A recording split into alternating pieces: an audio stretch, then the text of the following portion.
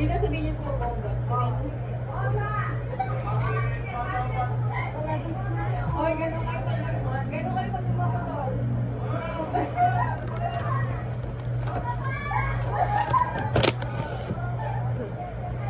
So guys, ito na po yung kapatid ko. Yan. Galing po siya dun sa CR.